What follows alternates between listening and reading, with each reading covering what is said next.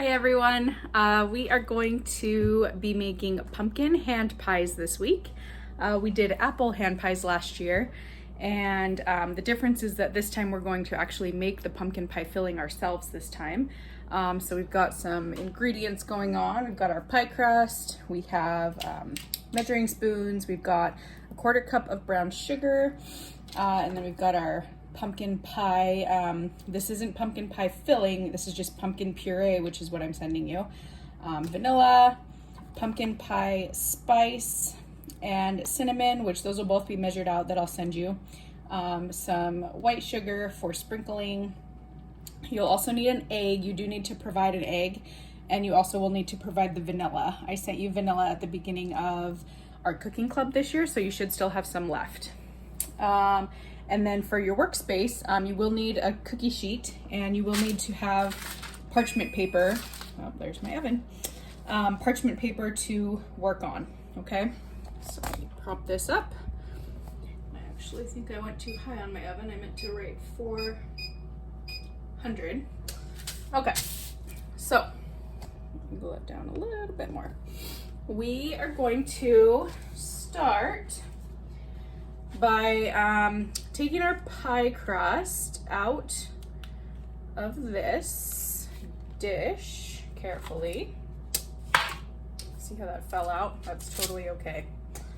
You're gonna want to get a rolling pin, or you can use a cup. It doesn't have to be a rolling pin. A cup will work just fine. I'll show you. Any sort of cup will do, as long as it's flat. See how that rolled that right out? You don't have to use a rolling pin, okay? But we'll need to have a couple of rolls out here because we're gonna wanna get this somewhat thin.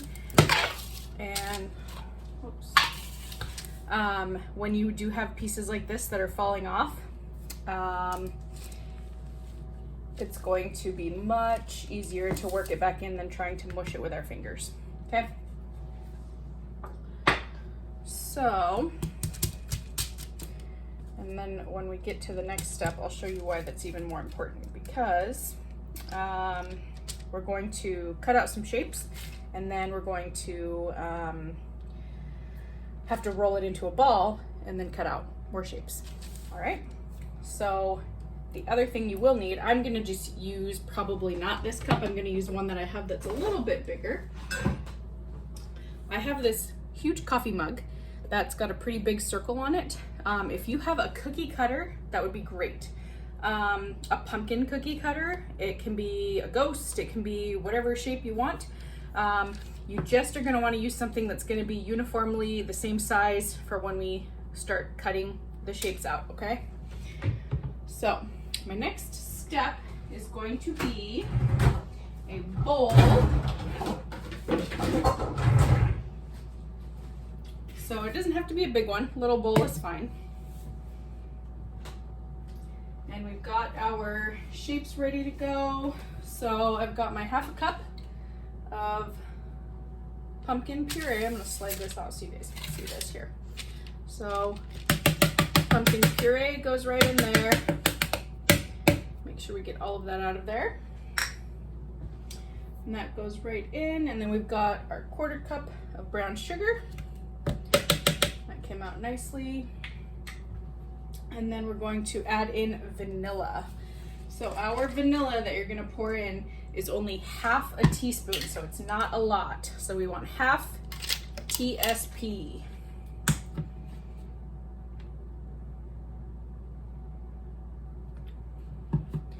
Forget, you can pause and rewind, or you can just go back in the notes that I am sending you. Okay. And then our spices, we are going to go 1 teaspoon of cinnamon, 1 TSP, be careful, we don't want to overflow. It's also a good idea to not do this over your workspace, because if it does overflow, then it all flows into your bowl here. Okay.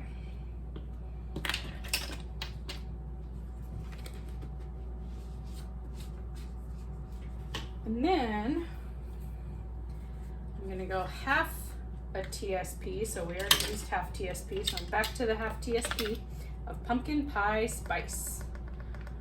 Okay, that one fits in there, so I can just scoop it right out. And pumpkin pie spice is made up of, if you've ever wondered, you can make your own. You don't have to buy it at the store because most of the time this year it's sold out. So cinnamon, ginger, nutmeg, allspice, and sulfating agents. I've never actually looked, but you can just make it yourself. I usually always have allspice and nutmeg in my pantry anyway, so this is something where you can just mix them all together and you don't actually have to go buy pumpkin pie spice. It's nothing that's like a secret ingredient, you know.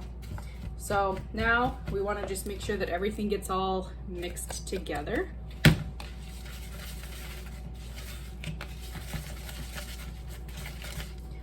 You can use a spoon, a fork will help break up some of that brown sugar as well. So that changed from an orange pumpkin-y color to kind of a rich brown with those spices.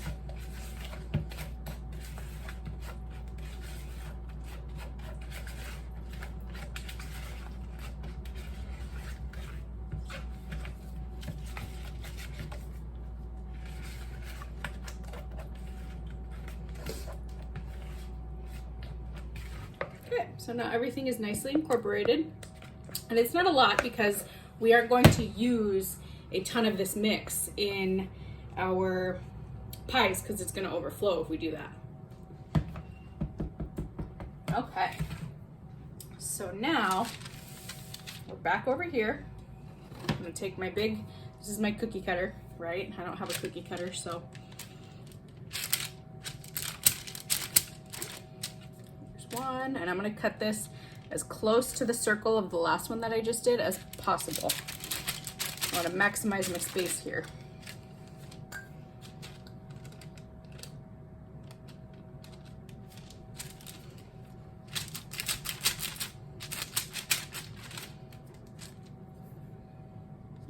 I'm gonna go this way.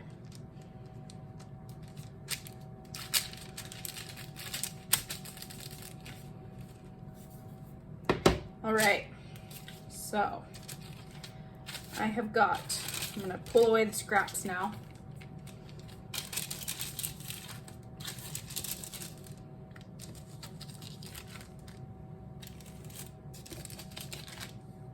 So there's my 4 little shapes. And I've got a ball of dough. So what I can do now is you can take your rolling pin or your glass. Another helpful tip is to flour your rolling pin or your glass, and that will help it from sticking as well. Slide this over a little bit so you can see what I'm doing. So I am rolling this back out to make it flat again so that we can cut more shapes. So if you ever make sugar cookies, you probably have done this before when you do the cutouts. You don't want to waste that dough, so you roll it back out so that you can utilize all the extra scraps. So I'm going to try and get 2 more circles out of this so that I will have, right now I've got enough for 1 pie, 2 pie, and that'll give me 3 pies.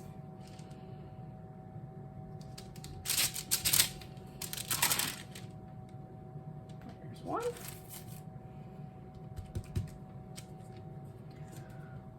That's cutting it a little close. Let's take some pieces here.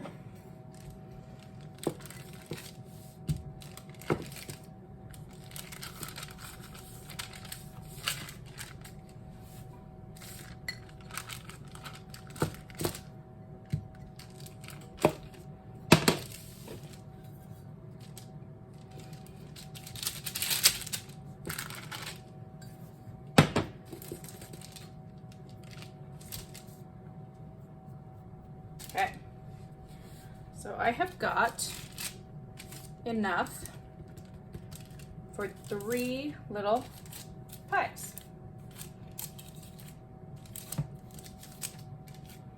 One fun thing you can do, if you used a cookie cutter, that's great. You don't have to do very much work now.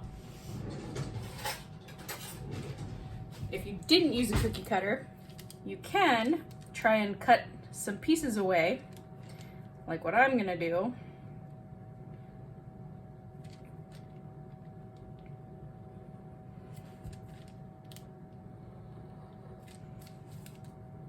And wish me luck, because trying to do the same shape twice might not be the easiest thing in the world.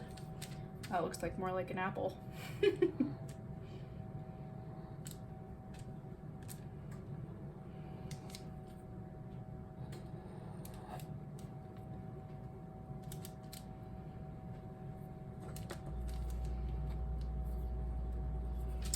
And I'm gonna make a little cutout for the eyes.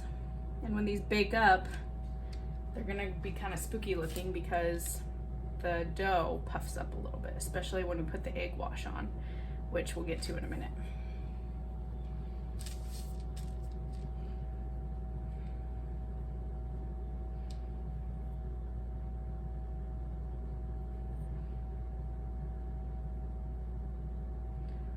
My little jack-o'-lantern pumpkin here. Just gonna give him one big awkward tooth.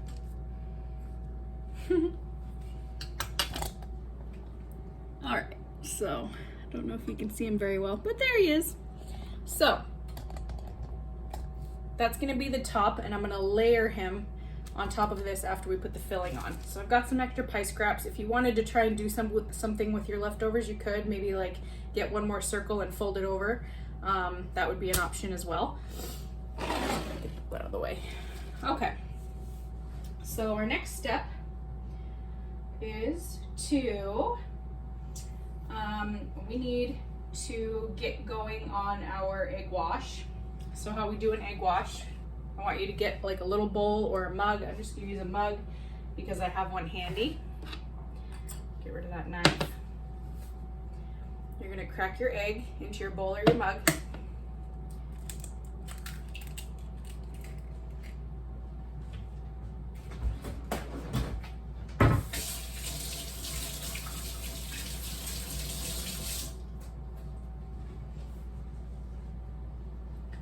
And then we only need a tablespoon of water. So I'm gonna pour that in there.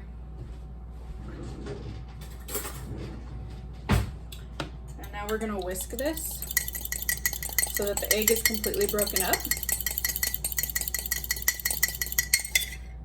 See how it's not a whole yolk anymore.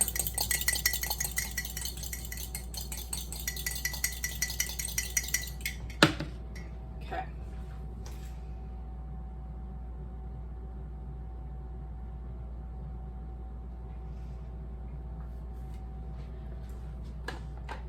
If you have one of these, that's really helpful. It's a little pastry brush.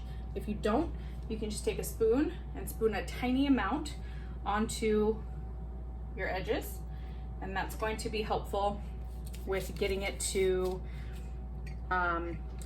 crisp up, because we don't want mushy pie crust.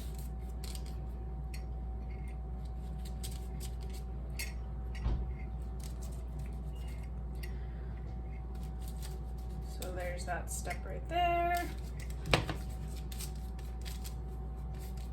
And perfect. Okay, so now that we've got egg wash on all of our halves, we are going to take our teaspoon, 1 TSP, and we're going to start with just 2 teaspoons per, and see what we can get, because if we do too much, it's going to overflow. Oh, I put it on the wrong half. That's okay. We'll clean it up and it should be just fine. So I'm gonna just scoop down a little bit. And that should work out.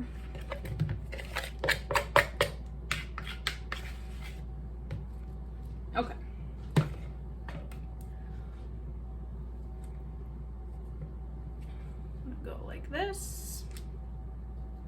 move it over to that one. Mistakes happen when you cook and bake, and that is okay. So now what we're gonna do, pick these up and move them on to the other half. So like here, where I moved it onto the one that matches because I made two pumpkin looking halves, that's gonna go there.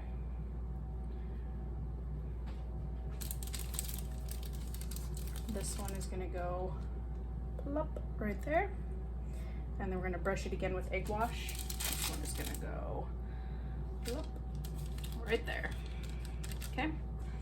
How we're going to seal these is you need a fork.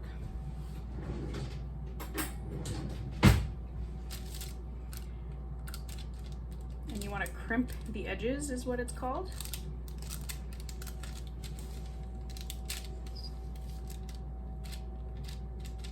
And when I'm done crimping these edges, I will show you what it looks like. I'll bring my camera closer. And I'm gonna crimp the edges on my little pumpkin as well.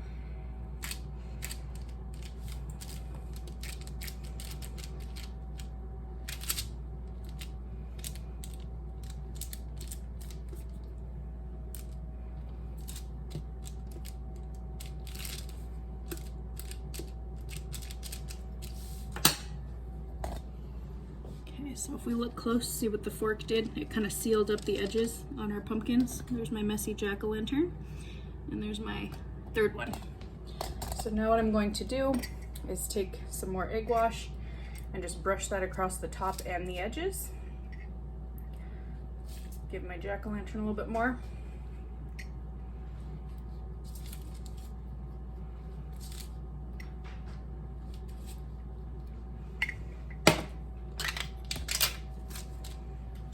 For these two that do not have a face cut into them, if you cut faces in all of them, that's great. If you did not, you're gonna wanna just cut a few slits into them just to kind of help the air while your pie is baking. So if you look, I cut some slits in there. Now next step, just because we were moving a lot, is putting this, you might need to get help from the adult in your house, onto your baking sheet. Okay.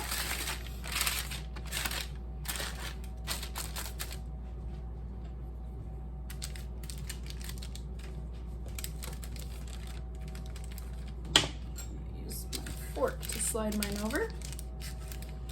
Ooh, actually, you know what I'm gonna do? I'm gonna go like this. Cut my parchment with scissors on the long end. You don't want to have your parchment overhang in your oven too much. Parchment paper is oven safe up to 420 or 25 degrees, I believe it is. But it's not a good idea to let it overhang too much, so I always try to trim it to size. So yeah, now we're gonna pop these in for 13 to 15 minutes. Again, I always tell everyone to, like we say every week, everyone's oven is different. So I'm gonna start with 13 minutes and I'll check them and then we'll see how everything looks, okay? So we're gonna pause here. Okay, so I ended up going the full 15 minutes on mine. And the edges are nice and brown. My little jack-o'-lantern came out with his one little tooth in the middle. And you can pick them up nice and easily, so that's how you know they're done.